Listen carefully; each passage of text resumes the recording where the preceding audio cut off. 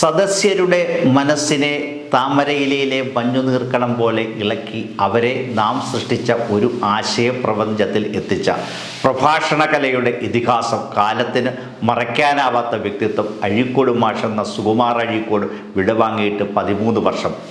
ഒരു പ്രഭാഷകൻ്റെ ഹൃദയം എത്തിച്ചേരുന്ന ഭാവശാന്തിയുടെയും ഹൃദയവിശാന്തിയുടെയും അരികിലെത്താൻ പോലും പല ജോലി കൊണ്ടും സാധിക്കില്ലെന്ന് തൻ്റെ ആത്മകഥയിലൂടെ പറഞ്ഞ വാഗ്ദേവതയുടെ പുരുഷാവതാരമായിരുന്നു അദ്ദേഹം. തനിക്ക് ശരിയെന്ന് തോന്നുന്നത് തുറന്നു പറയുവാനും ഏതു വിഷയത്തിലും കൃത്യമായി പ്രതികരിക്കാനും കഴിവും തൻ്റെയിടവും കാണിച്ച വ്യക്തിയായിരുന്നു അഴീക്കോട് മാഷ്.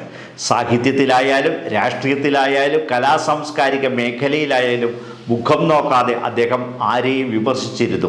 അതുമൂലം തനിക്ക് എന്ത് പരിക്ക് പറ്റുമെന്നോ എന്ത് നഷ്ടം വരുമെന്നോ അദ്ദേഹം ഉത്കണ്ഠപ്പെട്ടിരുന്നില്ല. അനീതിക്കും അഴിമതിക്കും അക്രമത്തിനും അനാചാരങ്ങൾക്കും വർഗീയതയ്ക്കും സാമൂഹിക തിന്മകൾക്കും എതിരെ അദ്ദേഹം പടപൊരുതി. സെന്റ് അഗസ്റ്റ് കോളേജിൽ മലയാളം അധ്യാപകനായിരുന്ന പനങ്കാവിൽ വീട്ടിൽ വിദ്വാൻ പി ദാമോദരൻ്റെയും കോളോത്ത് തട്ടാരത്ത് മാധവിയമ്മയുടെയും 6 മക്കളിൽ 4-മനായി 1926 മെയ് 12 കണ്ണൂരിലെ അഴീക്കോട് എന്ന ഗ്രാമത്തിൽ KT സുകുമാരൻ എന്ന സുകുമാർ അഴീക്കോട് ജനിച്ചു. 20-ാമത്തെ വയസ്സിൽ മഹാത്മാഗാന്ധിയെ നേരിട്ട് കണ്ടതാണ് തനിക്കൊരു പുതുപ്പിറവി തന്നതെന്ന് സുകുമാർ അഴീക്കോട് ആത്മകഥയിൽ പറയുന്നു.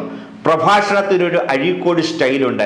വളരെ പതിഞ്ഞ ശബ്ദത്തിലാണ് ആരംഭം. ഒച്ചക്കാരൻ മെച്ചക്കാരൻ എന്ന വിശ്വാസം പ്രഭാഷണത്തിന് കൊള്ളുകയില്ല എന്ന് അഴീക്കോടിനറിയാം.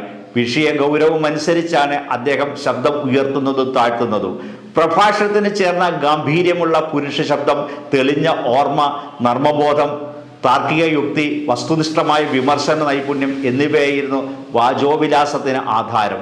ചരിത്രം, സാഹിത്യം, തത്വചിന്ത, രാഷ്ട്രീയം, മതം, സ്പോർട്സ് എന്നിങ്ങനെ വൈവിധ്യമാർന്ന മേഖലയിലുള്ള പാണ്ഡിത്യവും മലയാളം, ഇംഗ്ലീഷ്, സംസ്കൃതം എന്നീ ഭാഷകളിലുള്ള പ്രാവീണ്യവും മാഷിന് ഏറെയാണ്. ഉപനിഷത്ത് ഗ്രന്ഥങ്ങൾ പഠിച്ചും പരിശോധിച്ചും എഴുതിയ തത്വമസി മലയാളത്തിലുണ്ടായ ഏറ്റവും നല്ല വേദാന്ത പഠനമാണ്. മലയാള വിമർശനത്തിന് ഒട്ടേറെ പ്രത്യേകതകൾ സൃഷ്ടിച്ച സാഹിത്യകാരനാണ് അഴീക്കോട്. ശങ്കരക്കുറുപ്പ് വിമർശിക്കപ്പെടുന്നു എന്ന അദ്ദേഹത്തിൻ്റെ ഗ്രന്ഥം മലയാളത്തിലെ എക്കാലത്തെ മികച്ച വിമർശന ഗ്രന്ഥമാണ്. ഒരു മഹാകവിയുടെ ഒരു കൃതിയെ മാത്രം പഠനത്തിന് വിധേയമാക്കുന്ന കൃതി എന്ന പ്രത്യേകത അഴീക്കോടിൻ്റെ ആദ്യ ഗ്രന്ഥമായ ആശാന്റെ സീതാകാവ്യത്തിനുണ്ട്. വർഗീയതയുടെയും വിഘടനവാദത്തിൻ്റെയും പകയുടെയും വിഷയം പരത്തുന്നവർക്ക് ഭീഷണിയായി മുൻപന്തിയിൽ എന്നും ഉണ്ടായിരുന്നു മാഷ്. ഖദർജുവയും മുണ്ടും ധരിച്ച് മൈക്കിൻ തണ്ടിന് മുന്നിൽ അഴീക്കോട് നിൽക്കുമ്പോൾ സദസ്സ് ഏകാഗ്രമാകുന്നു.